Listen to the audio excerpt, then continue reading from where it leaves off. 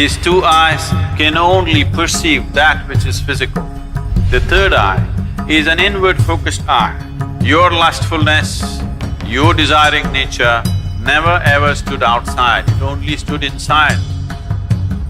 Lust means it creates a sense of incompleteness within you and a longing for something.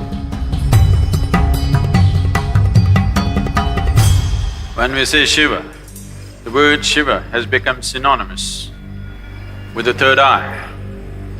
The third eye, what it means is, these two eyes are to look outside. These two eyes are capable of showing you the physicality of the existence. These two eyes can only perceive that which is physical. The third eye is an inward-focused eye. It's not going to open up upon your forehead. The third eye is an inward-looking eye. But you have heard stories, Shiva opened his eyes and he burnt Kama. In India, there is a god of love and lust called Kama. Kama means lust, which you don't like to face it head-on, so you make it love.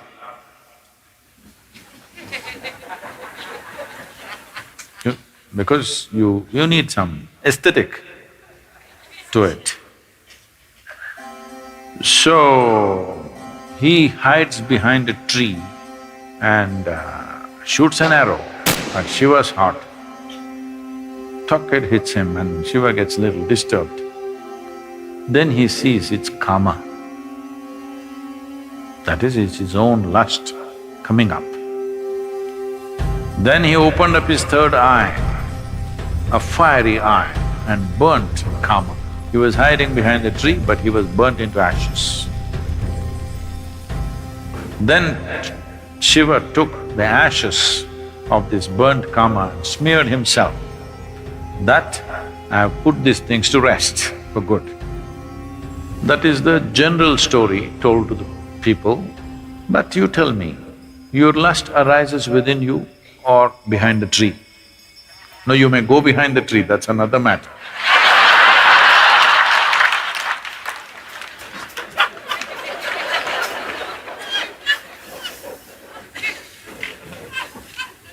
But where does it arise? Within you.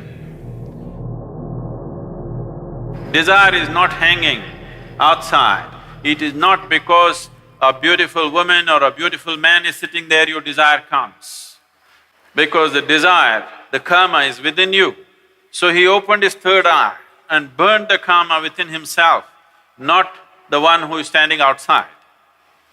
Because he never ever stood outside. Please look at this and see. Your lustfulness, your desiring nature never ever stood outside, it only stood inside. So he opened his third eye, not this way, inward. Then he saw this lustfulness, which essentially means that some aspects are built into you which makes you feel incomplete. So you think you will find completion only by going towards something or somebody. Lust is not just about opposite sex, shopping is lust.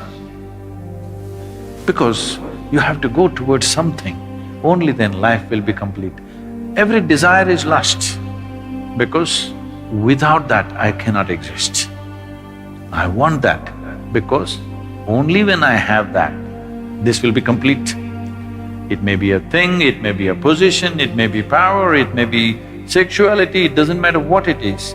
Essentially, lust means it creates a sense of incompleteness within you and a longing for something that it makes you feel if you don't have that, you're not complete. So he decides to burn the Kama within himself. He burned the Kama and then instead of sweat, ash oozed out of the pores of his body. This is the yogic story. The common story told to the public is he was hiding behind the tree and he burnt him, opened his eyes and burnt him, and then he took that ash and smeared himself. The yogic dimension of the story is, karma arose within him, he opened his third eye, burnt him, and then ash slowly oozed out of his body, clearly showing him everything is laid to rest. Everything that you know as yourself should die. When I say death, it's not the physical death which is a problem. The question is losing everything that you know as myself right now, your personality, your identity. Once you learn to be an individual beyond physiological and psychological formats, that means you're for good. This is what living death means.